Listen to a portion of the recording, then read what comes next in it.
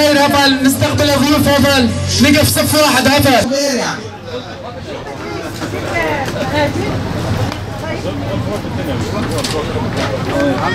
من سر اليد الاعتمادت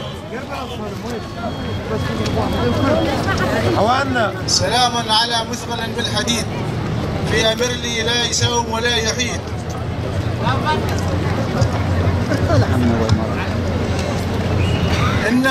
إنما يمارس على أبناء شعبنا في شمال وشرق سوريا من اعتداءات على الأبرياء الآمنين في كوباني وعفرين وغامشلو ورأس العين وتل أبيض وغيرها، إنه لظلم عظيم. ولكم أيها الرفاق في التاريخ دروس وعبر، والتاريخ لا يرحم المتآمر على شعبه ووطنه. قصة جنكيز خان مع أهل البخاري المتآمرين على أهلهم، وقصة نابليون من خان وطنه عندما دخل مصر غازيا.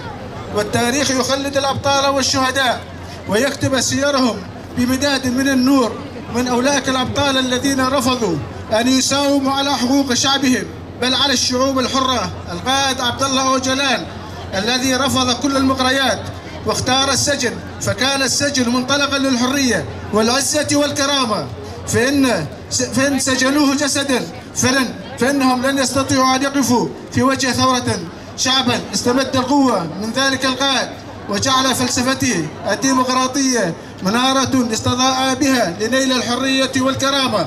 ومن هذا المنبر نطالب دول العالم والأمم المتحدة ومجلس الأمن وكل الشعوب المحبة والساعية للديمقراطية بالضغط على الدولة التركية من أجل إطلاق سراح القائد عبد الله أوجلان من سجن أمرلي. وختاما، نحن في مناطق وشمال وشرق سوريا إدارة وشعبا نريد الحياة الحرة الكريمة لجميع الشعوب دون استثناء. الحرية للقائد. اليوم بهذا الحشد الجماهيري للتعبير عن موقفنا الرافض وبشدة لما يقوم به المحتل التركي باعتقال القائد منذ 24 عاما وتاريخه، مع فرض عزلة تامة منذ أكثر من 20 شهرا، حيث لم ترد أي معلومات عن قائد الإنسانية. إن هذه المسألة تعتبر رمزا والسكوت عنها هو تخاذل واستسلام، وبالتالي شعارنا النضال ومحاربة الدكتاتورية العثمانية وزعيمها أردوغان، وأن هذا الأمر وأن هذه القضية جريمة بحق الإنسانية يعاقب عليها القانون الدولي، والمطلوب إحالة هؤلاء المجرمين إلى الجنائية الدولية.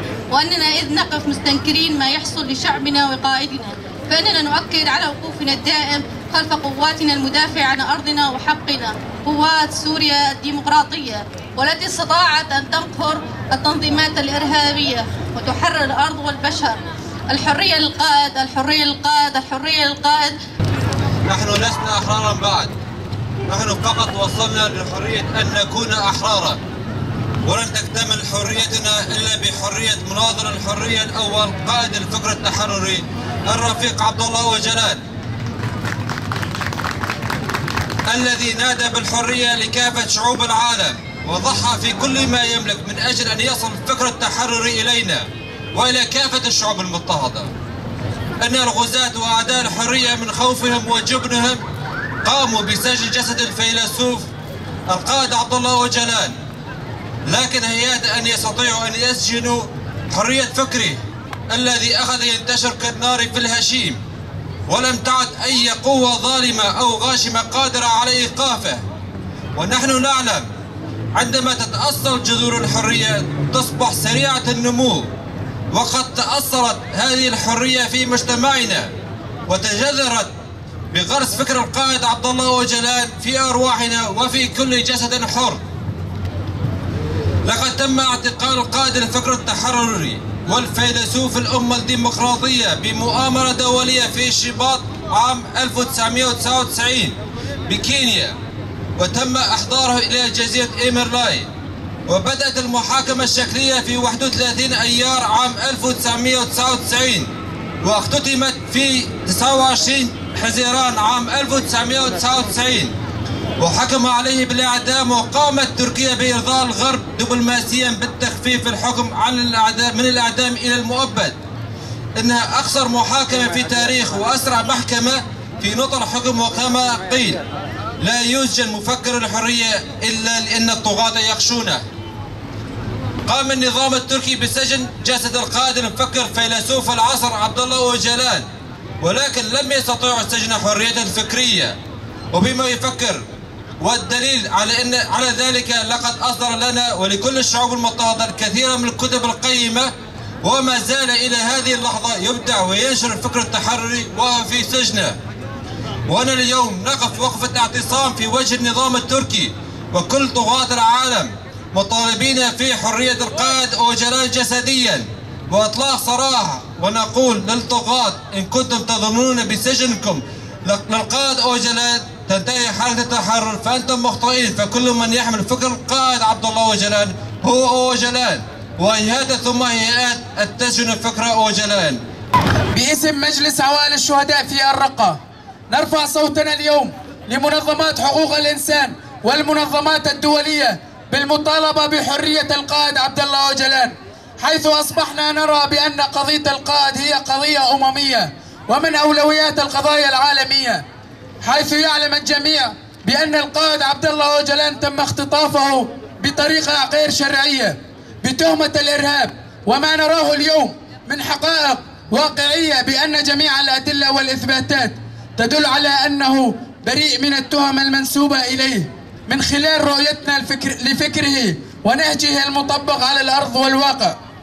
فاليوم نرى بأن عامل ساعد بالقضاء على داعش وإرثها المتبقي هو فكر القائد عبد الله أوجلان وفكرها الحر، حيث أعاد هذا الفكر اندماج جميع المكونات مع بعضها البعض، وأعاد الاحترام جميع الأديان السماوية، ووحد جميع الصفوف في شمال شرق سوريا، بالإضافة إلى احترام وتقديس دور المرأة التي كانت مهمشة على مر التاريخ.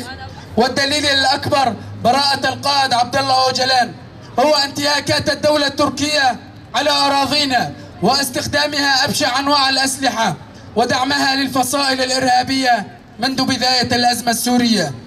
فهنا علينا أن نحرك الضمير الدولي لكي يقارن ما بين فكر القائد عبد الله أوجلان وما بين ثقافة الدولة التركية التي أرادت هي والدول المتآمرة على سجن القائد لكي تحجب فكره عن الشعوب، إلا أن القائد مسجون جسديا ولكن فكره حر هز مشارق الأرض ومغاربها. ونود أن نوضح لجميع دول العالم بأن الدولة التركية تعاملت مع قضية القائد على أنها قضية تخص الشعب الكردي فقط، ولكننا اليوم نحن عرب وكرد وآشور تشركز تركمان وسريان نرى بأن قضية القائد عبد الله أوجلان قضية شعوب تطالب بالحرية والنهوض بمجتمع ديمقراطي حر. فمن هنا ومن تحت هذه الخيمة نطالب بجميع الجهات الدولية والمنظمات الحقوقية والإنسانية بالإفراج عن القائد عبد الله أوجلان ومراعاة وضعه الصحي وتضحياته الجسيمة من أجل جميع المجتمعات المضطهدة. بالروح بالدم نفديك أوجلان.